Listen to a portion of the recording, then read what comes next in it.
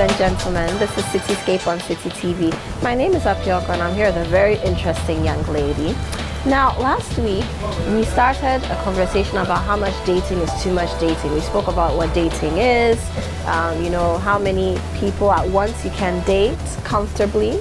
And then we talked about at what point you really know that it's good to move on, or it's time to move on to a serious relationship from the dating phase.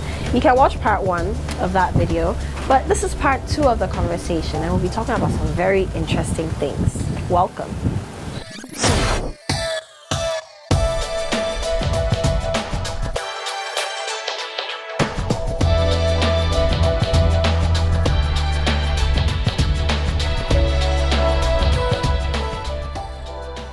There's my little kitten. Hola. With an E on the second, with an Accent on the E, and don't forget it. Yes. So, my darling, Yes, darling. last week we started a conversation about how much dating is too much dating. We spoke about so many things, and we ended that part of the conversation with trying to figure out at what point it makes sense for you to move on from dating into a serious relationship. Yeah. And we spoke about quite a few things. This week, I want us to start off with talking about social media, online dating, and how that has influenced dating in the 21st century. Well, I've personally never dated online. I've never signed on to Tinder or Grindr You haven't? or anything. You're not even kidding.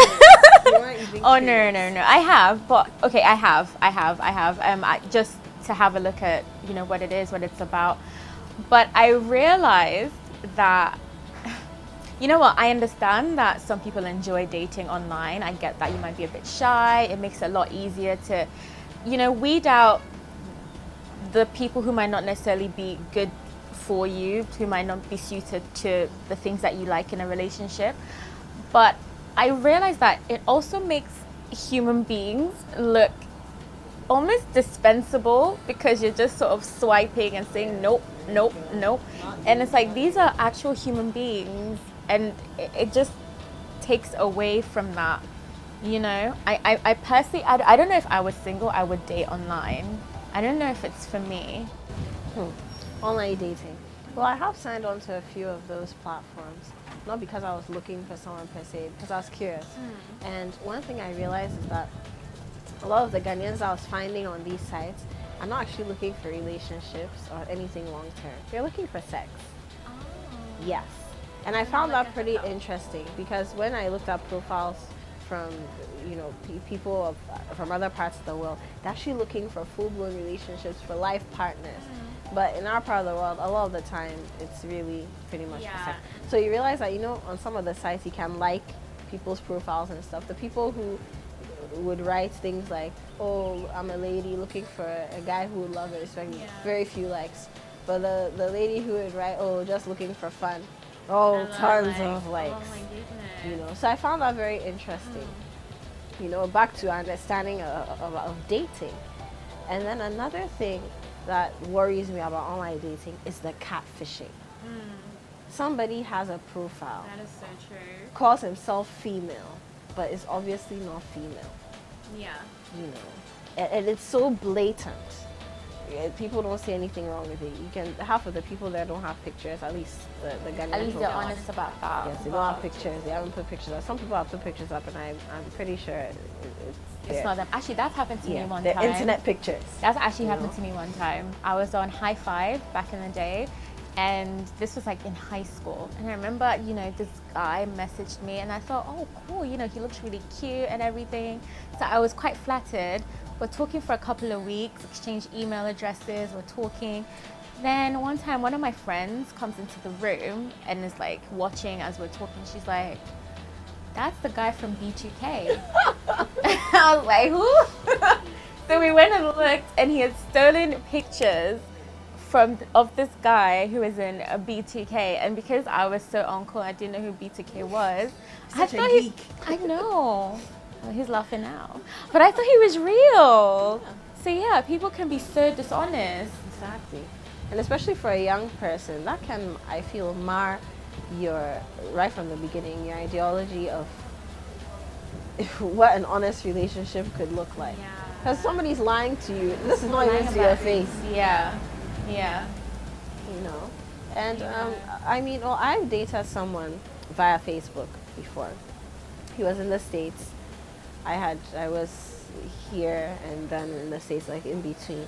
I was very young. I joined Facebook almost immediately began, very early in 2006. And it came out like 2005. I don't So I've think been that on was legal Facebook. at the time. Yeah, so I've been on Facebook for the longest time. Yeah. But I was far above the 13 age mark then. Yeah. I was You keep yeah. telling yourself that, babe. It's true. I mean, 2006, I was what, 18? So was he sending you things? Was he sending you letters or cards? Like and you were just very doing nice. He would everything? send me pictures. He would Was send he me much very, older? yeah, well, maybe about 5 years older. Yeah, that's not Yeah. bad. So he would send me pictures. He would send me nice, loving messages. We would stay online and do Facebook chat for hours. You know, my laptop was always close to me, that sort of thing. But I realized that he was dating a lot of other people on Facebook too. Do you know why I'm laughing? Why? Because I did the same thing. I actually dated someone via email, but he would Via actually email? Yeah. So we'd exchange emails, not on Facebook, but we'd like write to each other. We'd never met, but he would call me on my phone and we would talk. And the first time I saw this guy in person was just last year. So a whole 10 years later. I've still you know. never met this person. Yeah, just last year. That's it. He had come to Ghana and looked me up. And I met him for the first time last year. We long stopped dating via Facebook. That's amazing. But you know what? One of my friends had an experience. I don't know if it was Tinder or Grindr, but he was on there and talking to this girl who looked very decent. Apparently she said she was a lawyer or something.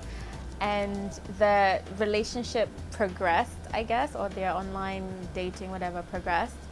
And he wanted to meet up with her, and she started sending him rates for their, Wow. So she was like, oh, so for dinner, if you want me to stay for like a 4-course meal, if it's just drinks, it's this, if it's dinner, it's this. Are you serious? Yeah, she was an this is escort. her, like full-time business. Yeah, she was an escort in Ghana. Yeah, like this was a couple of months Wow. ago. And yeah, apparently there are other people who use online dating platforms for. I mean, I have seen that, but before we get into that, you're watching Scape on Citi TV. We're talking about how much dating is too much dating. We started this conversation last week, and presently we're talking about online dating and how that has sort of shaped our dating culture in Ghana in the 21st century. Second Image International admissions in progress. Courses available include hairdressing, beauty therapy and fashion. Call us on 0243 331 999. Evening and weekend classes are also available. I mean, I've had situations where I've had, and these are men who are very well-to-do, some of them prominent people, not necessarily just from Ghana, but, you know, and some names you would cringe at if you heard. And they'd send you messages like, okay, they're traveling on business, they are looking for a companion, they want to know if you're interested, to take care of your plane ticket, everything, and in total they'll pay you maybe $10,000 or $12,000. Yeah, just for spending a week with them wherever they're going, some part of Europe or Asia or whatever.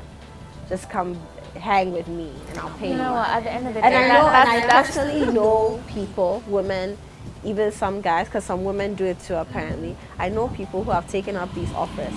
So if you have some friends, you know that a friend can't afford plane tickets, and all of a sudden, it's a job. Yeah. It's a job. It's work. It's work to entertain somebody you don't know. So people actually soliciting.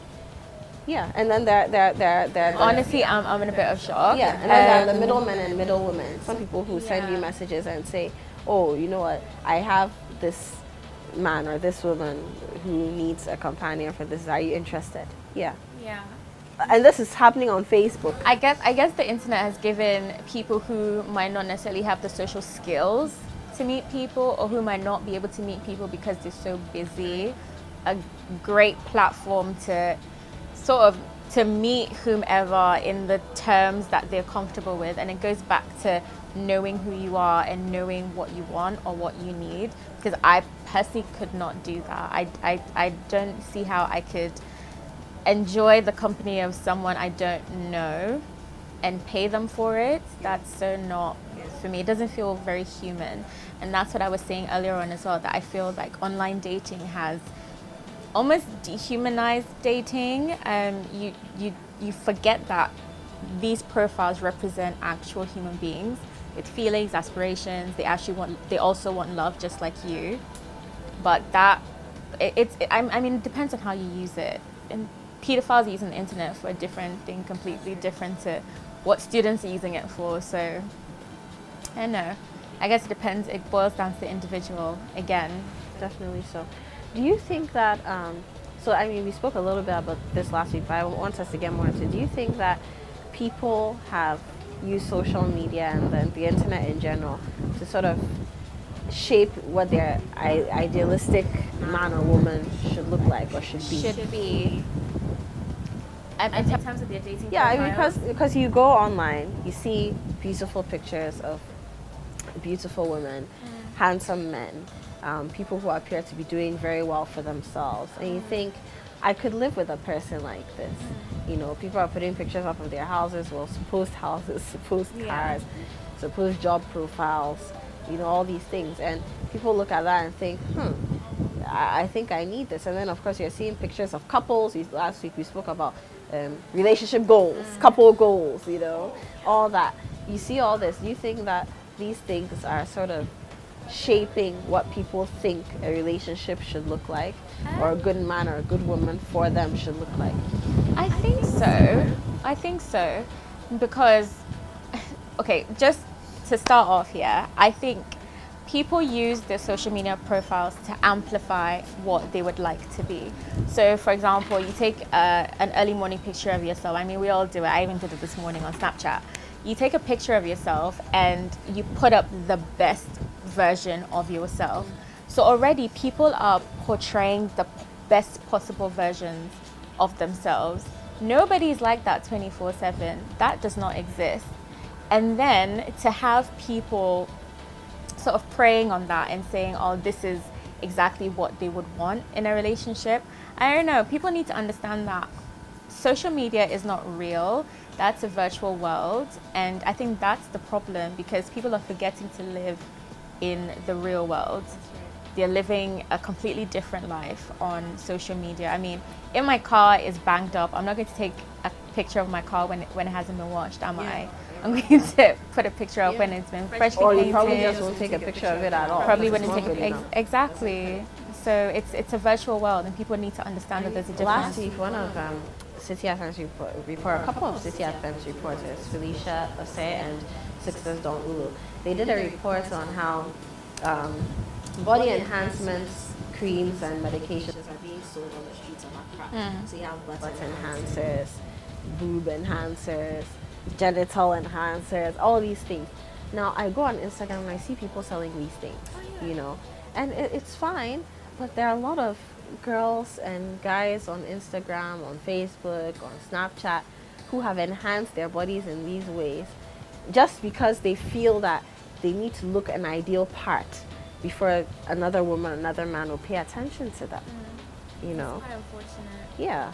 And I think it ties into what you're saying, that people are living in the virtual world. And then of course you have video editing, photo editing, people are editing. But I don't want to take away from, you know, online dating and the benefits of the internet. No. Because I think if you do it the right way, if you use the internet and online dating platforms to weed out the people who are not, or you think are not. Potential time wasters. Exactly. So if you use it to weed them out, and then, you know, you talk for a bit and then you're able to meet up to start a relationship. It's a relationship starter if you use it in the right way, or whatever it is. I mean, a hookup platform, if that's what you want as well. But obviously the people who are not using it in the right way, and that's what I was saying. But I think it's worked for some people. I read a report actually a couple of weeks ago that between 2005 and 2012, was it almost a third or more than a third of Americans who got married met online? That's 7 years. Wow.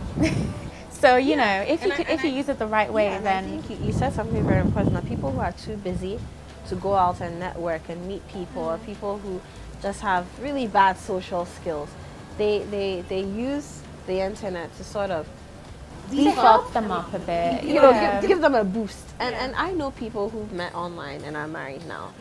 They're married for, I mean, how many years, and they're happy, they have kids.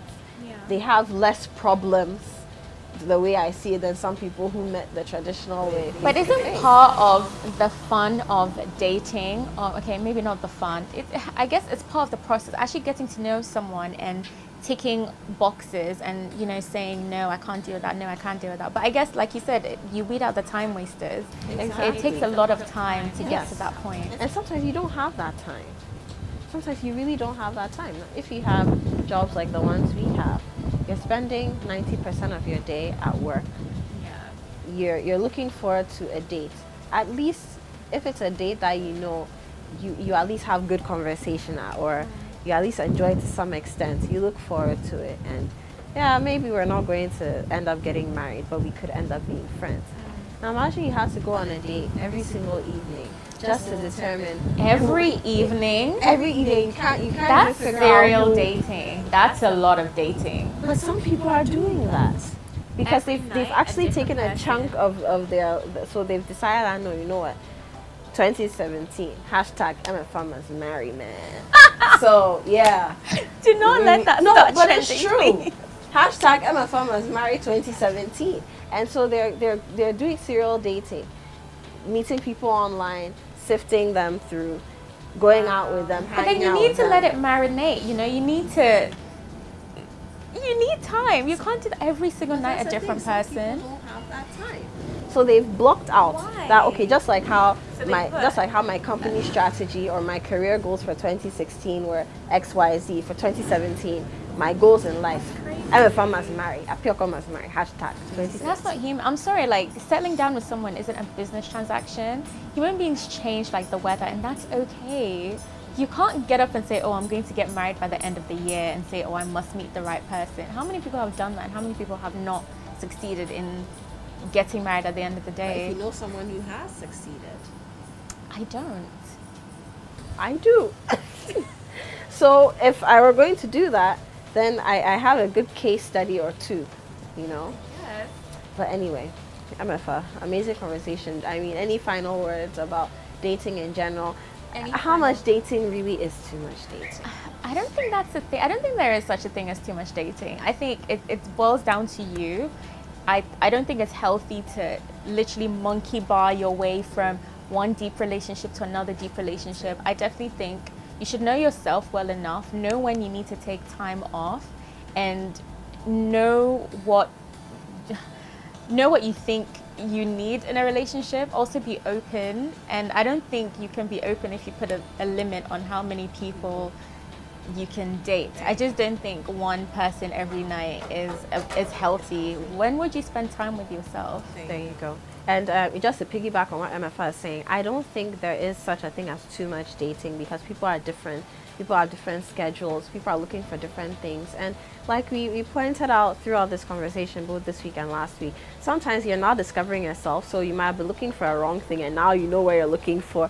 And that took a lot of dating time. But the bottom line is, know yourself. If in case you're dating so many people and you think it's been too much, or the people around you are telling you that you're doing it too much, then maybe you need to take some time, detox, reassess yourself, reconnect with who you are, and then take another go at dating.